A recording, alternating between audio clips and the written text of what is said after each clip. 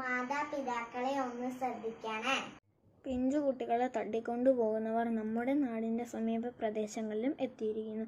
കഴിഞ്ഞ ദിവസം പയ്യന്നൂർ കാങ്കോലിൽ സ്വന്തം വീട്ടുമുറ്റത്ത് നിൽക്കുകയായിരുന്ന അമ്മയുടെ കയ്യിൽ നിന്നാണ് 6.5 മാസം പ്രായമായ പിഞ്ചു കുഞ്ഞിനെ ഗുഡ്സ് ഓട്ടോയിൽ എത്തിയ 43-കാരനായ തമിഴ്നാട് സ്വദേശി തട്ടിക്കൊണ്ടുപോയത്.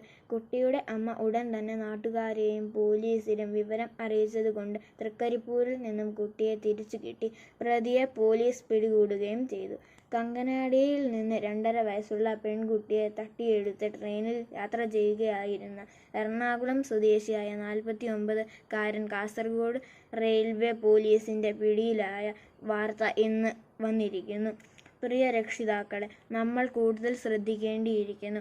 മാതാപിതാക്കളുടെ കയ്യിൽ നിന്നും പിടിച്ച് പറിച്ച് കൊണ്ടുപോകുന്ന അവസ്ഥ എത്തിയിരിക്കുന്നു.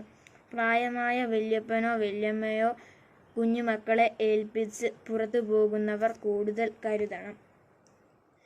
പിടിച്ചു പറിക്കാൻ വരുന്നവരെ കായികമായി ചെറുത്തു നിൽക്കാൻ അവർക്ക് സാധിച്ചെന്ന് വരില്ല.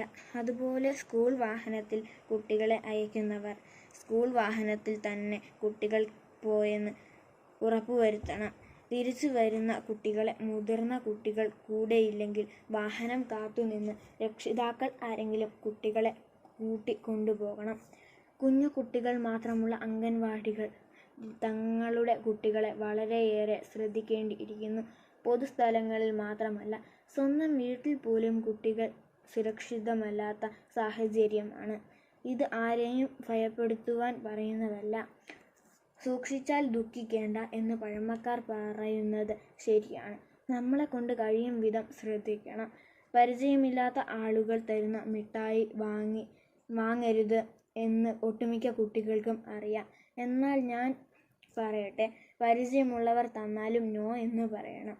കാരണം മദ്യത്തിനും മയക്കുമരുന്നിനും അടിമകളായവർക്ക് ബന്ധുക്കളെന്നോ സ്വന്തക്കാരെന്നോ പരിചയക്കാരെന്നോ ഉള്ള നോട്ടമില്ല എന്ന് നാം ഓർക്കണം.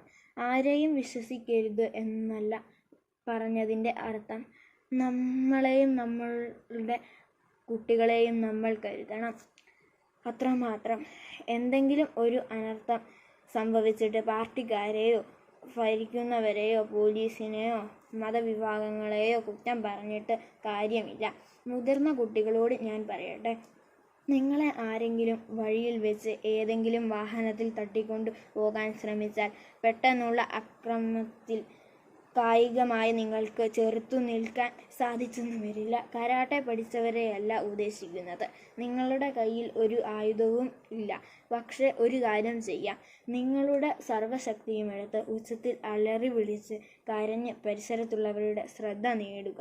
ഒരു പക്ഷേ അക്രമികൾ നിങ്ങളെ ഉപേക്ഷിച്ച് വേഗം സ്ഥലം വിടാം.